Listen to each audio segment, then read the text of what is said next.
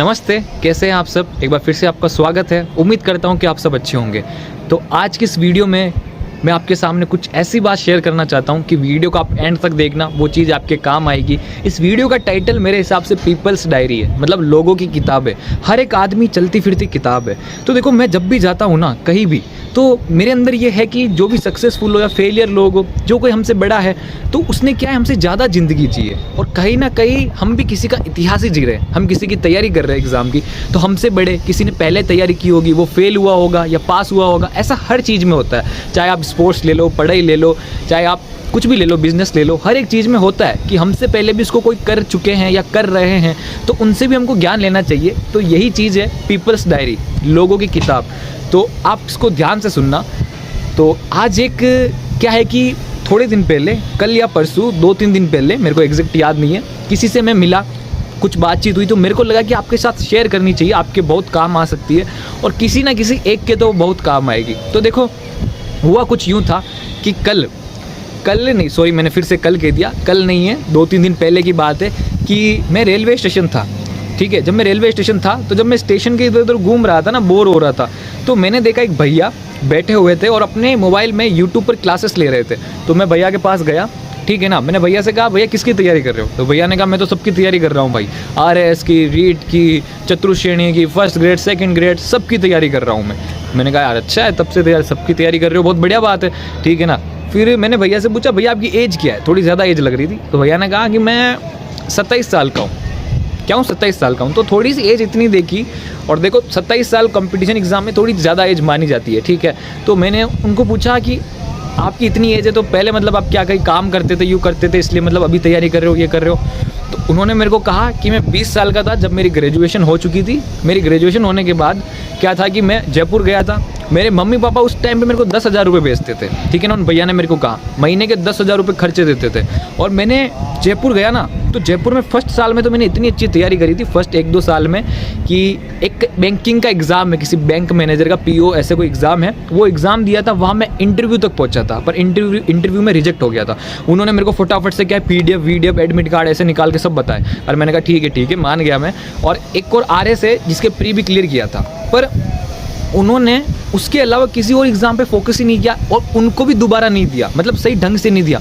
उन्होंने मेरे को कहा, मैं उनकी भाषा में शायद ना समझा पाऊँ, पर वो बताते बताते भावुक हो गए थे कि मैं इतना ओवर कॉन्फिडेंस हो गया था, इतना मतलब जयपुर घूम रहा था, ये सब कर रहा था, मम्मी पापा उधर से पैसे भेज रहे हैं, मैं आराम से इधर उड़ा रहा था। मैंने कभी फोकस ही नहीं किया, कभी किसी भी काम में 100% दिया ही नहीं। पढ़ाई पे मैंने 100% फोकस किया ही नहीं, दोस्तों के साथ घूमता रहा, इधर फिरता रहा। आज मेरे कोई काम नहीं आ रहा, ठीक है ना। आज इस वक्त में मेरे साथ कोई नहीं है, ठीक है ना। तो फिर ये सब उन्होंने मेरे को बताया ना, तो उनका एक ही रिग्रेशन था कि उन्होंने 100% तैयारी नहीं करी। और उसके बाद ठीक है, जयपुर उन्होंने तैयारी करी, ग्रेजुएशन के बाद चले गए थे। उन्होंने बताया कि उसके बाद वो वापस आए थे, उन्होंने बहुत सी जगह ऑफिसेस में काम किया, प्राइवेट जॉब करी। तो देखो, जब प्राइवेट जॉब होती ना, तो या तो बहुत ऊंची हो तो बढ़िया होती है, हम सबको पता ही है। तो जब उन्होंने प्राइवेट जॉब करी, वो मेरे को बता रहे थे, तो प्राइवेट जॉब ऐसे अकाउंटिंग के तौर पे करी। तो पहले 1-2 महीने तो जो उनका बॉस था ना, बहुत अच्छा रहा। फिर धीरे धीरे उन पे क्या, काम का वेट बढ़ा दिया गया, बहुत सारा काम दे दिया गया। अब अगर बहुत सारा काम दिया है तो करेंगे, कोई दिक्कत नहीं है। तो उन्होंने जब बॉस को कहा पैसे बढ़ाने की, तो उनमें क्या है, बोलचाल हो गई, ठीक है ना। थोड़ा सा लड़ाई वाली बोलचाल नहीं करते हम, तू मैं ऐसी हो गई। और जब वो छुट्टी मांगते थे कभी, फिर भी बॉस क्या था, नाटक करता था। मतलब उनसे प्राइवेट जॉब हो नहीं रही थी। उनको अब अपने जो पुराने जो समय था ना, उस पर रिग्रेट हो रहा था कि उस समय अच्छे से तैयारी कर लेता, ये कर लेता। और अब उनकी कहीं पे शादी की बात चल रही थी। क्या चल रही थी? शादी की बात चल रही थी। तो जब शादी की बात चल रही थी, उन्होंने मेरे को बताया कि मेरी शादी की बात चल रही थी भी 5-6 महीने पहले। मैंने मना कर दिया शादी से। क्या है, मना कर दिया। मैंने MSc B.Ed ये सब कर रखी है। तो अब सब काम धाम छोड़ के मैंने अपने पिताजी के पैरों में पड़ के रिक्वेस्ट करी कि पिताजी 2 साल और दे दो मेरे को। 2 साल बाद आप कहोगे जो करूँगा, बस 2 साल मेरे को और इस पढ़ाई को देने दो। क्योंकि देखो, हर आदमी का अपना अपना हुनर होता है। अब उन्होंने क्या है, MSc और इतना कुछ कर लिया है, B.Ed कर लिए, तो अब छोटे मोटे जो हम काम करते ना, इनमें भी बहुत अच्छा खासा होता है। जब ठेले लगाते, ये करते, कचौरी समोसा ये सब। पर जब आप इतनी पढ़ाई कर लो ना, तो वो लगाने में भी शर्म आती है, क्योंकि समाज वाले क्या है, ताने मारते हैं। हमको खुद समाज में, मोहल्ले में निकलने में भी शर्म आती है। ये चीज़ होती है, आपको मैं ग्राउंड लेवल पे बता रहा हूँ। उन्होंने मेरे को ऐसे ऐसे सब चीज़ें बताई कि मेरे साथ वाले जो दोस्त थे, बहुत से लोग बिजनेस में आगे बढ़ गए हैं, बहुत से लोगों की जॉब लग गई है, क्योंकि वो ऑल फोकस्ड थे। और मैं जयपुर गया, इधर उधर घूमने में लग गया, गलत संगत में पड़ गया। इसलिए उन्होंने मेरे को कहा कि अब मैंने जो मेरी जिससे बात हो रही थी उनकी क्या सगाई की बातचीत चल रही थी, शादी की बातचीत चल रही थी, उस लड़की को छोड़ दिया है, सब कुछ मैंने साइड में रख दिया है। अब मेरे को कुछ करना है जीवन में, मैंने ठान लिया है, जब तक करूँगा नहीं जब तक मैं रुकूंगा नहीं। और जब वो ऐसे बता रहे थे कि मेरी शादी टूट चुकी है, मतलब सगाई टूट चुकी है जो भी है, तो मैंने थोड़ा सा क्या उनको माहौल को हल्का करने के लिए कहा कि अब आपको क्या प्यार की कमी महसूस हो रही होगी जीवन में। तो भैया ने मेरे को कहा कि देख भाई, प्यार करने वाले मेरे को बहुत है पर पसंद करने वाला कोई नहीं है। मैं समझा नहीं, पर उन्होंने जब मेरे को समझाया ना, आप ध्यान से सुनना, प्यार करने वाले बहुत है, पसंद करने वाला कोई नहीं है।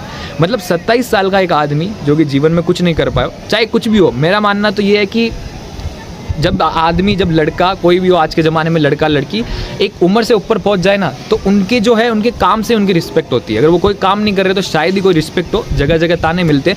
तो उन्होंने मेरे को कहा कि प्यार तो सब करते पर पसंद कोई नहीं करता। प्यार कैसे? मम्मी एक बेटे के तौर पे उनको प्यार करती, पिताजी भी प्यार करते बेटे के तौर पे, बहन भी भाई के तौर पे प्यार करती है, भाई है उनका जो भी भाई के तौर पे प्यार करता है, सब ऐसे प्यार करते, लेकिन पसंद कोई नहीं करता।